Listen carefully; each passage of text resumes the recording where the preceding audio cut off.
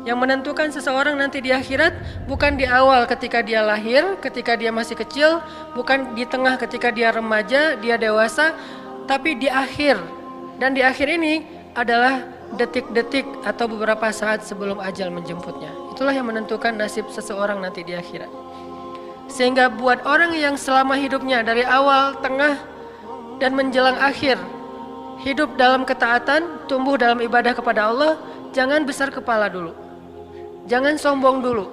Jangan merasa bahwa kita udah pasti masuk surga dulu. Walaupun surga jaraknya dengan kita cuma sejengkal. Walaupun surga jaraknya dengan kita cuma sejengkal. Belum tentu kita akan masuk. Kenapa? Bukankah terkenal hadis Nabi, seseorang yang sepanjang hidupnya beramal amal solih, amal ahli surga, sampai jaraknya ke surga cuma sejengkal, tapi di akhir hayatnya dia kufur kepada Allah. Kufur di sini macam-macam. Bisa kufur dengan cara yang paling tinggi yaitu syirik. Tiba-tiba dia sakit keras, berobat secara ilmiah lewat dokter, lewat terapis, ternyata tidak terlalu membuahkan hasil.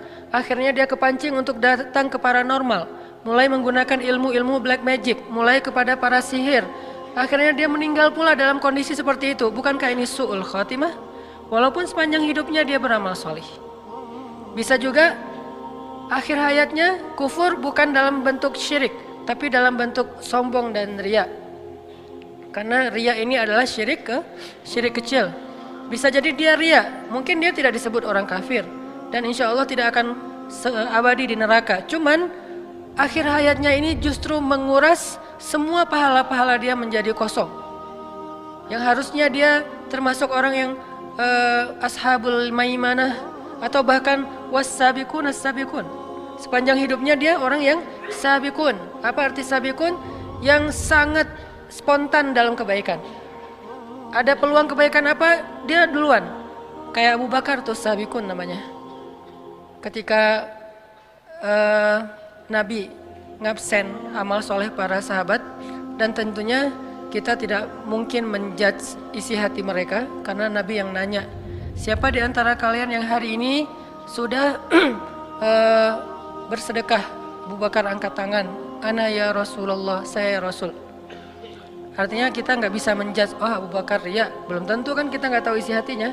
Dan sekelas Abu Bakar insya Allah ngerti banget lah bahayanya riya. Nggak mungkin dia angkat tangan dengan niat riya, pasti dia tahu banget ruginya.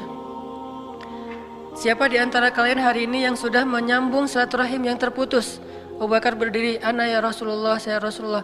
Siapa di antara kalian yang hari ini sudah berbuat kebaikan ini, kebaikan ini, kebaikan ini? Setiap satu kebaikan yang ditanya oleh Rasul, para sahabat berdiri secara bergantian, kecuali Abu Bakar As-Siddiq yang terus menerus berdiri mengangkat tangan, ana ya Rasulullah, saya Rasul, saya Rasul, saya Rasul. Artinya apa?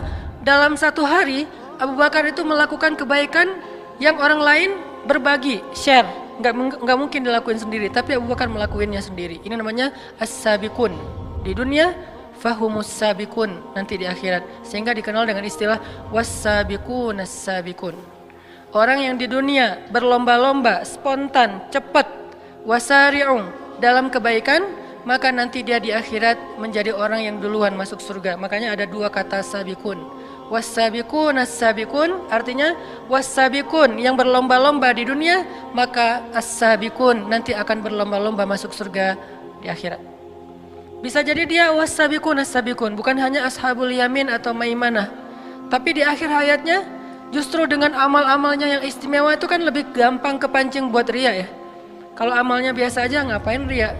Justru karena amalnya istimewa, hafal Al-Qur'annya banyak, baca tilawahnya banyak, tahajudnya itu udah bertahun-tahun, puasanya kalau perlu bahkan puasa bukan hanya Senin Kamis tapi Daud, kemudian sedekahnya di atas rata-rata orang lain, umroh setiap berapa bulan sekali, haji setiap tahun, kayak Ibnu Mubarak setahun haji setahun berjihad.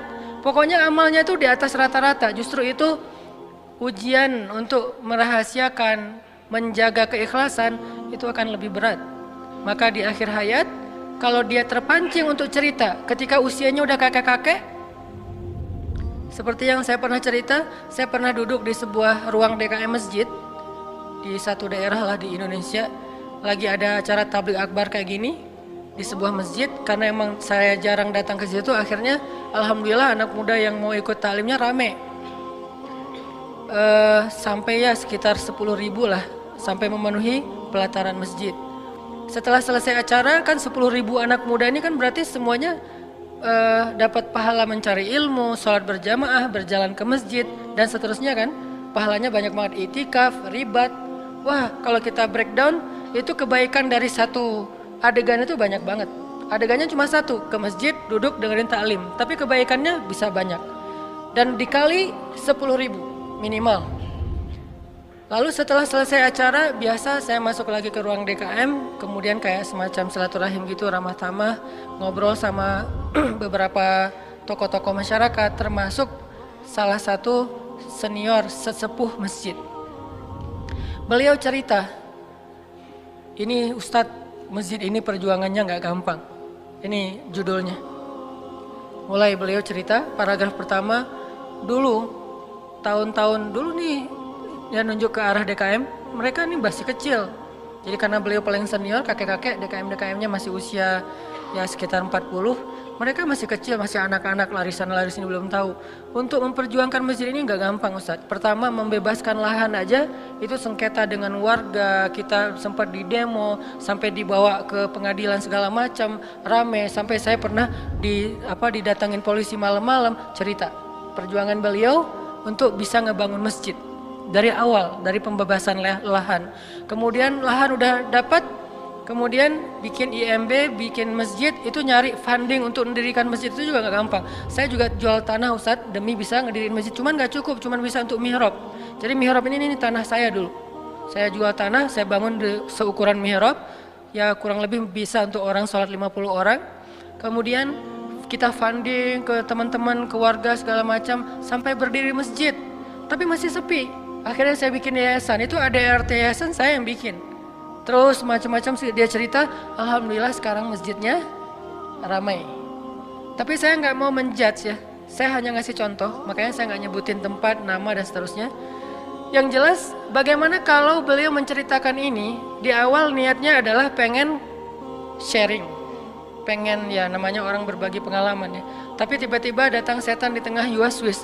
Ya memang kamu nih hebat, kamu yang berjasa apa segala macam, yuwaswisu fi sudurin nas. Tiba-tiba, dan salah saya waktu itu, saya kayak ngangguk-ngangguk terus kayak terkesima gitu, muji. Pas saya muji beliau jadi semakin semangat kan menceritakan, makin dipuji makin semangat. Dan saya nggak tahu, yang jelas beliau yang lebih tahu dengan Robnya. Bagaimana kalau dalam kondisi kayak gitu, kita terpancing oleh setan atas pujian orang lain kepada kita. Atau lebih beratnya lagi, udah sebegitu besar perjuangan kita diremehin oleh generasi berikutnya yang nggak tahu perjuangan kita. Kan itu ujian lebih berat ya. Kakek ini udah berjuang habis-habisan, udah berkorban, udah segala macam dari nol sampai jadi. Terus sekarang pergantian pengurus yayasan, pengurus DKM. Terus dalam sebuah acara rapat-rapat kayak gitu, beliau beberapa kali nggak diundang, udah nggak diwaro, udah nggak dianggap. Sesekali beliau datang walaupun nggak diundang, beliau ngomong nggak ada yang mendengarkan, nggak terlalu dianggap penting.